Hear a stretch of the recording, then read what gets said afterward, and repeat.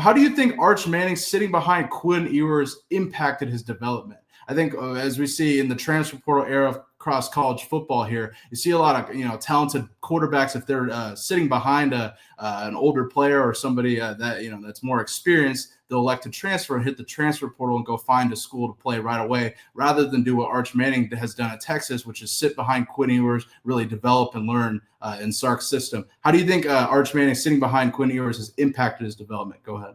Well, he wanted to go to a school where he would not get thrown in, because he played at Isidore Newman High School in New Orleans, which is a private school.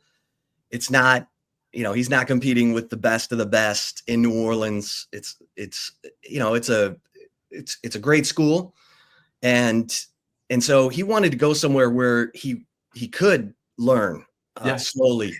And so this has gone the way he expected it to go. And he's gotten to, learn from Ewers, who I thought was amazing in handling all that it takes to be the quarterback at Texas. I mean, definitely, you're getting pulled on in every direction. You're expected to be the man. He won big games, at Michigan, at Alabama, the 4th and 13 pass to beat Arizona State in the college football playoff quarterfinals last year. All the media, and Arch got to watch Quinn take the good and the bad. Definitely. And so I think Arch is ready. There's no doubt he's a fierce competitor. He can't wait. You're hearing stories out of spring that he's chirping at the defense, keeping it lively.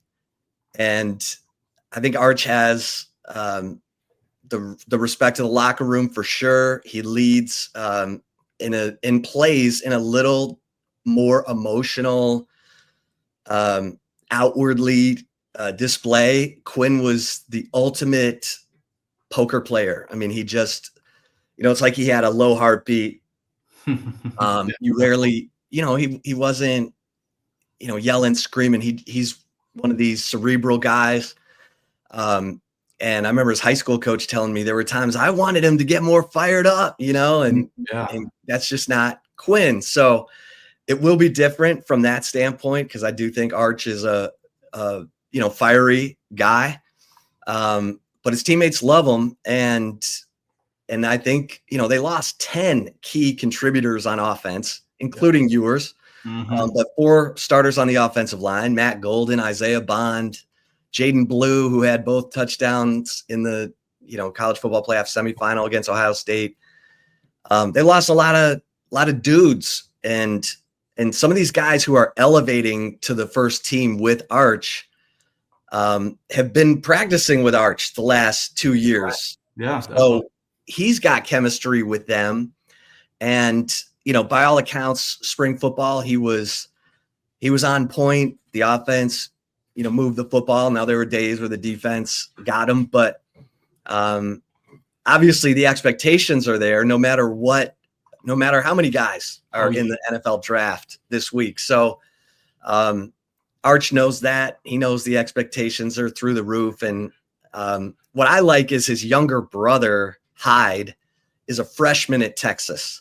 Ooh. And nobody knows about Hyde, but Arch and he are as tight as can be. And Hyde is, he was his center in high school, but he's in a fraternity at Texas. He's having a good time. He's like, I'm living my best life. Right. Yeah.